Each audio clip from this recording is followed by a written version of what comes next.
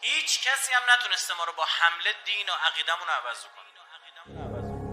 اگر فکر کردید ما در اثر حمله اعراب مسلمان شدیم، سخت درش رو.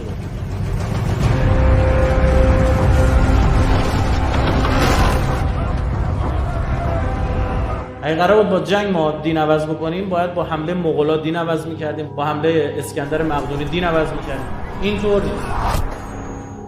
حتی اعراب هم وقتی دینشون رو بر ما عرضه کردن، ما تشیع انتخاب کردیم. ما می‌خواستیم به ضرب شمشیر دین. برای چی؟ برای اینکه اسلام اونها اسلام تحقیر بود دیگه.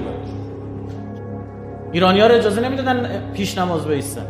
اگه یک نفر دخترش رو به ایرانی به موالی اصطلاحاً میداد، این از فردا سرشو نمیتونست بیاره بالا.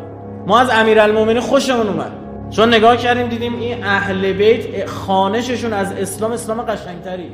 دور منبر امیرالمومنین ایرانی‌ها بیشتر میشه. واقعا باید یک رشته دانشگاهی باشه به اسم علی شناسی تا خود دکتراش. اینقدر عدالت امیرالمومنین ویژه بود که دنیا نظیر این رو ندیده، نظیرش رو اصلا باور نکردنیه. اینکه پر ارزن از دهن مورچه‌ای نمیگیرم نگرفت، والله نگرفت. اساتید ادبیات دانشگاه‌های کشورهای عربی یکی از بحثایی که سر کلاسشون همیشه درس میدن و بحث میکنن ادبیات لسان امیرالمومنینه. امیر ملک کلام اصلا لقبشه، یعنی تو کلام تو میتازی، فصیح ترین تویی.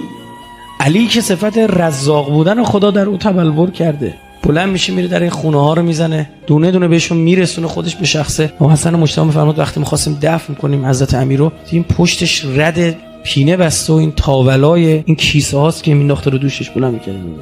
میرفت در این خونه‌هایی که یتیم دارن، شوهرش زن فوت شده بود فلان، زن میشناخت صدای پا رو، از پشت در میگفتش که خدا خیرت بده. حضرت از پشت در میفرمود دعاش خدا اونم ببخش. در عین این که تجلیگاه صفات الله، عبدترین آدم بود.